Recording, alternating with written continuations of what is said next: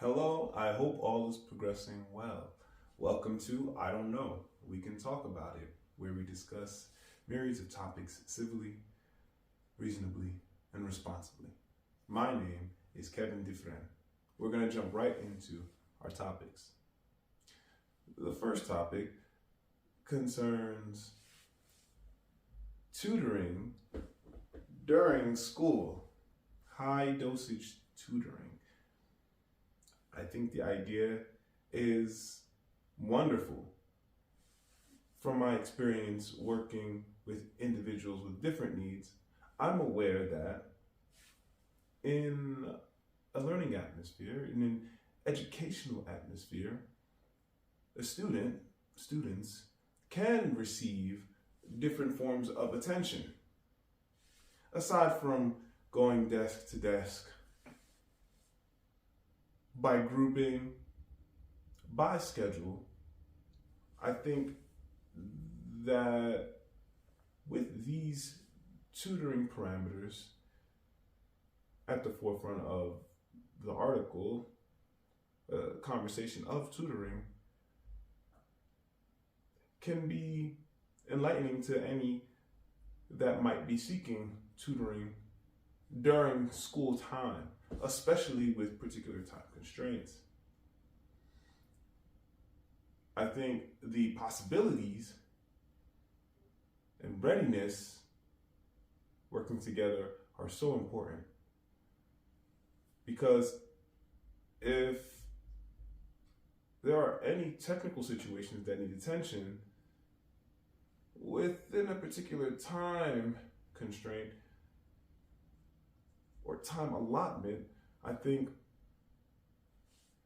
reassessing what one will be able to do in a particular time allotment or time constraint will need to happen.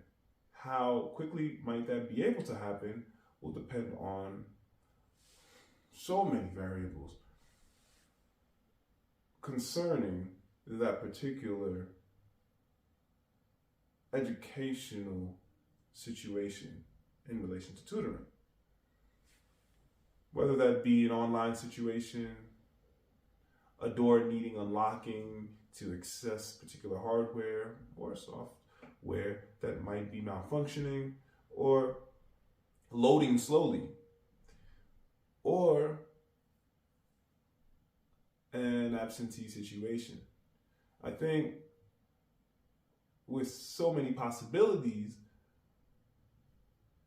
of good available for tutoring, overall, the potential situations that might laggard tutoring might not receive an overshadowing, though the tutoring will happen effectively. And I think the possibilities are wonderful. I think any student that might need tutoring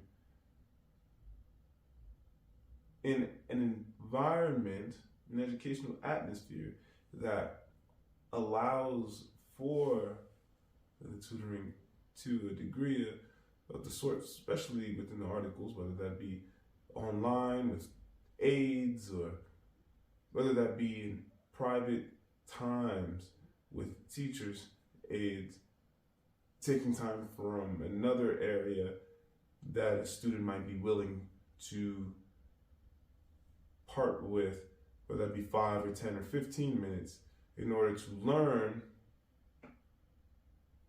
how to better read, perhaps how to do math better, whatever the particular learning situation. I think the possibilities for tutoring, high dosage tutoring, are available and can prove valuable, especially with proper implementation. The next topic concerns reading development. Beginning to read from a younger age through digital mediums, of electronic forms, growing to read in print comparably, what might benefit one more? The article is touching base on young readers using electronic devices at an earlier age. Spatial development has so much research indicating the importance of growing with textures, with context, of physicalities, physical books, sounds, depth perception, spatial awareness. Spatial development is full of research, age-old research, concerning how is a human's development spatially, what may advance a human's learning from an external-internal relationship. And I think the article is touching on another side of the research with the electronic digital mediums, considering how the electronic digital mediums are not only affecting growing individuals, though learners that are attempting to cognitively develop consciously, though subconsciously,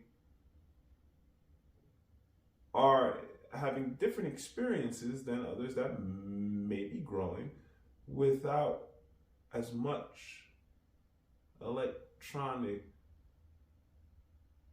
digital usage. I think the conversations about reading, approaching context, depth of a story, I think particular parameters of reading, of literacy, realistically in connection with reading comprehension, are accessible for individuals that use any medium to read. I think conversing, good communication can develop in myriad ways. I understand on a physical level, the brain development is quite different. The attachment is quite different between the mediums of use. So I think not all areas are going to equally develop in connection with reading comprehension across mediums, individuals reading the mediums, though I think the abilities to communicate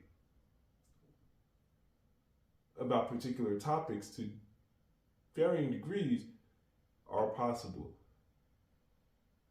Though on an integral level of human development, spatial development is key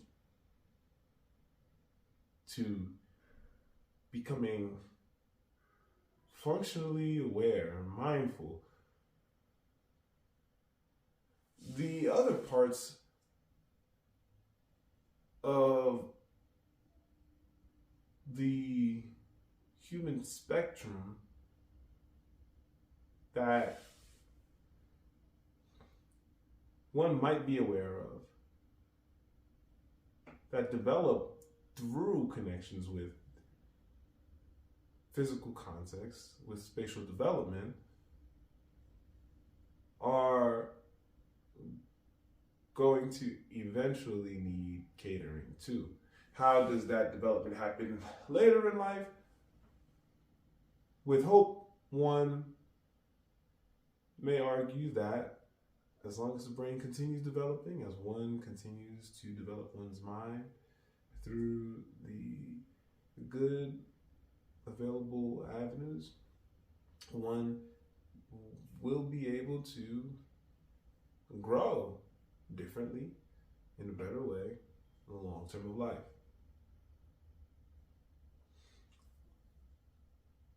I'm always going to be a huge fan of reading physical books and the physical context because I'm a firm believer in developing one's spatial development and acknowledging spatial development as a core to human development.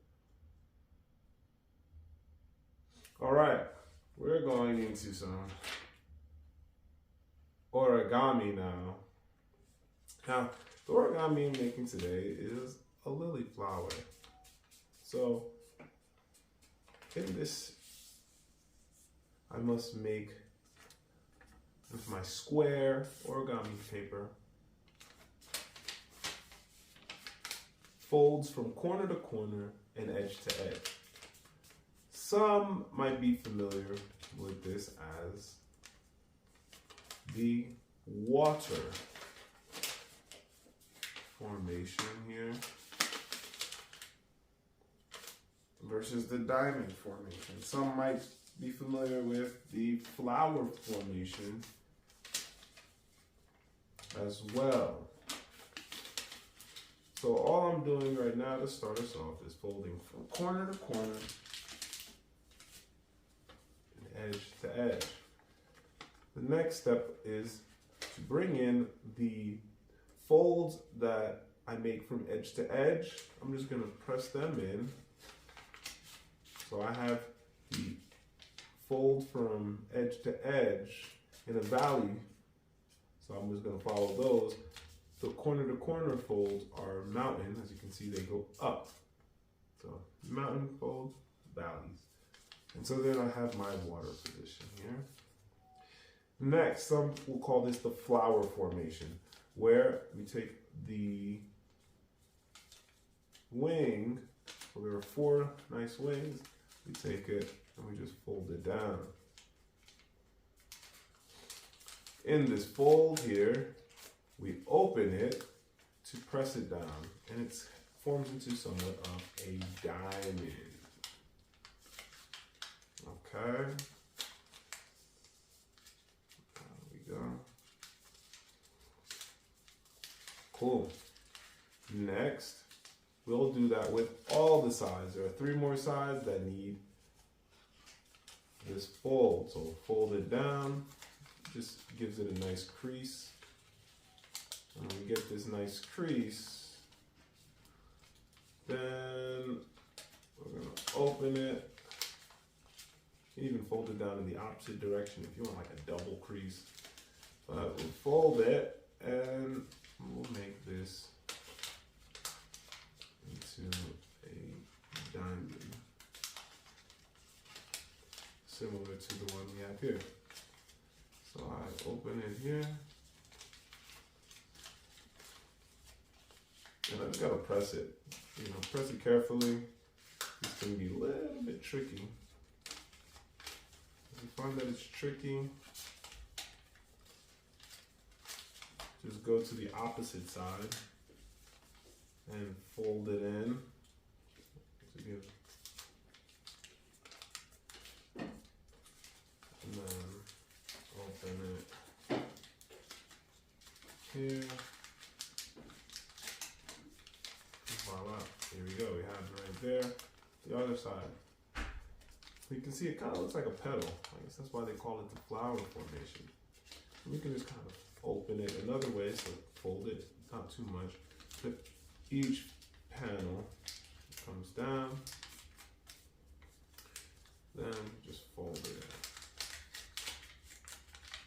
So you will have a nice fold in. We're going to do the other side next. So again, I open them up. I'm concentrating hard here. Open it up and fold it down. Same on the inside, fold it down on the inside. Try not to mix these panels up. As you can see, it starts to get a little bit intricate. And then, well, take it. And voila. So now, it's just like a little flower formation. So we get into the formation to make particular flowers. In this case, we're going to use it to make the lily. So what we have in the instructions, which a link will be available via the YouTube description, the origami guide. So we're going to fold the left and right lower edges diagonally in with the central vertical crease. Okay, so basically it's saying we're going to take these and fold them in with the central crease. So take your side corners and just fold them in. That's all. Take your side corners and fold them in. Okay. That's what we're going to do. We're just going to take them, fold them in again. Take it in, fold it in.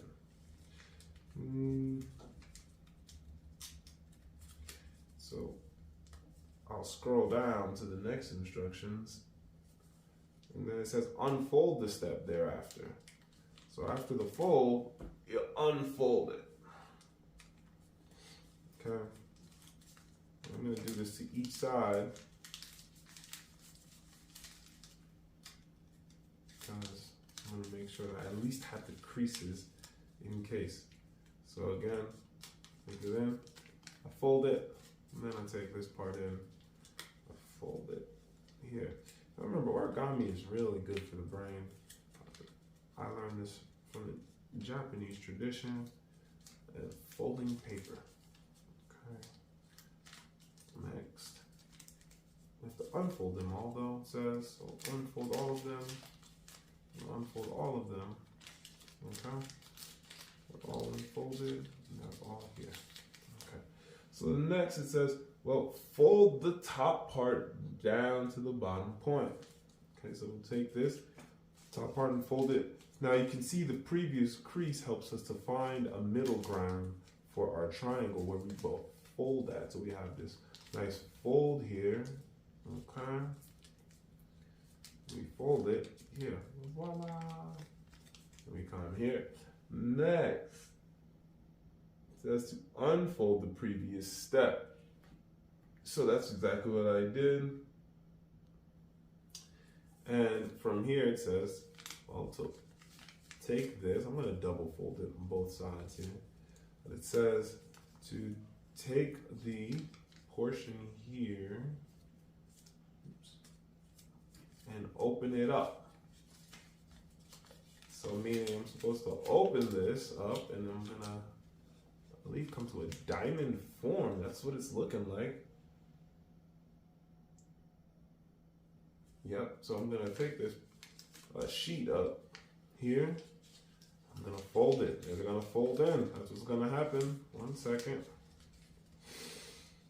Okay, now let's see. Ooh. We got a diamond forming here. So one way to do it, I think, is just to get that diamond position in here.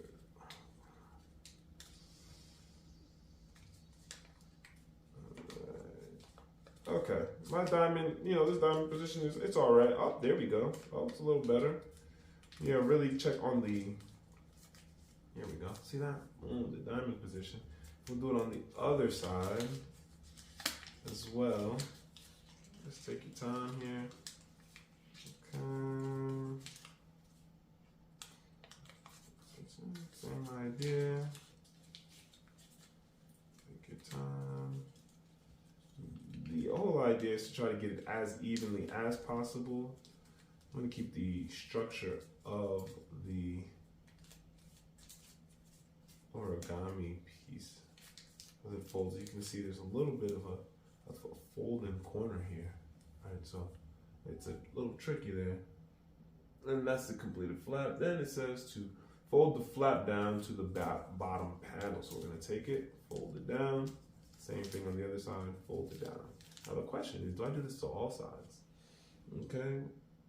Oh, yeah, on all 3 sides. So what I'm going to do is open this up. Open it up. There are 4 sides. So then just fold it up again. Ba-bum. Okay.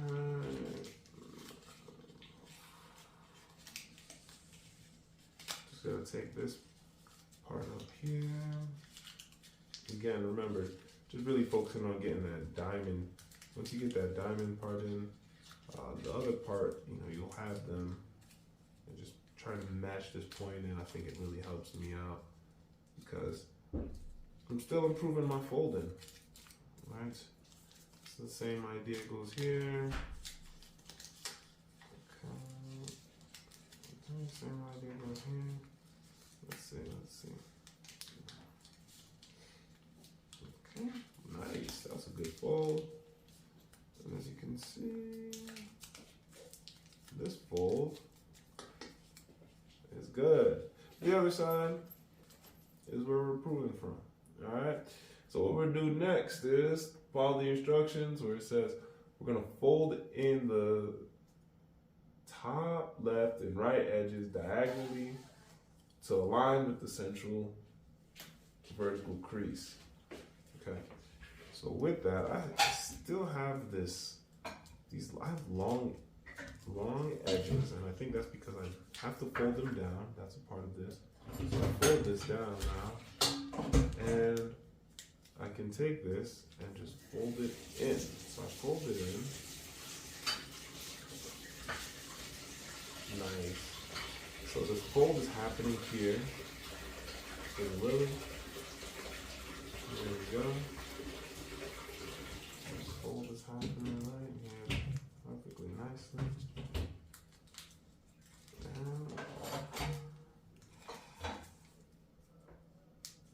You can see that there are a good amount of intricate folds in this one, the lily. So as you make it, just be careful. This is a way to get the folding.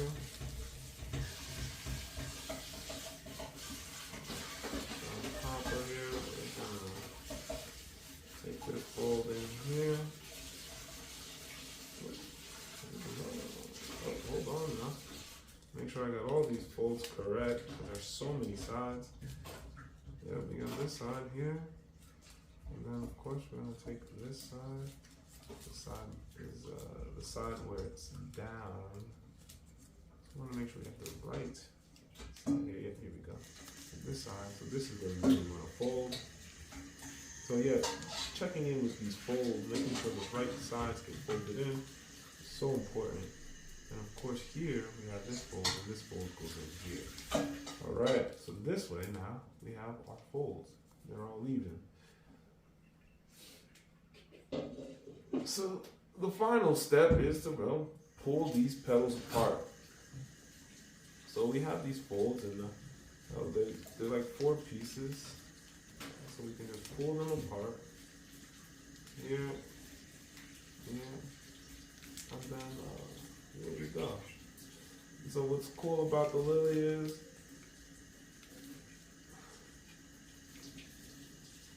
it's just this head part, but you can see how it opens up into this 3D form, and you can place it somewhere. Perhaps you can turn it upside down and use it as a hat. Why not? But this is the lily. So origami is a great practice. It can be really, really beneficial for one's health in myriad ways, and it's a great way to get your hands doing something. Talk about spatial development. So next, I really want to talk about what I enjoy a lot. Reading physical books. A particular book is 100 Years of Solitude. The author, Garcia, offers a wonderful tale, generationally traveling, sentimentally geographically, and we're looking at a historical context that really touches on metaphysical understandings of how ideas develop and pass through generations, how people move through generations, and what does it mean to live one's life? How is one living? Of course, in connection within a locality, though a world at large, how different technological advances can affect a society, though what of the human condition? Of familial trauma, of familial relations, romantic relations. I find myself reading the text thinking of what one might decide to be one's legacy. How does the transference of living, of responsibility, affect each particular person within the interconnecting relationships within the story? How families develop and expand. What does it all mean to the locals? What does it all mean to the family? The context the film explores, really placing all at the reader's feet, leaves an audience, leaves a reader to think of oneself completely as oneself, as well as oneself in connection with society at large. I really enjoy reading the text, and I think the text sets each character so well to ensure that what connects one and or disconnects one is quite aware, quite present, quite apparent to not only a reader and audience, though the characters within the context as well. And what does one's action do for all of the interconnecting happenings?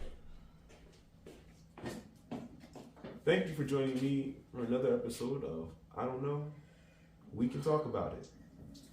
Onward and Upward, Kevin Dufresne.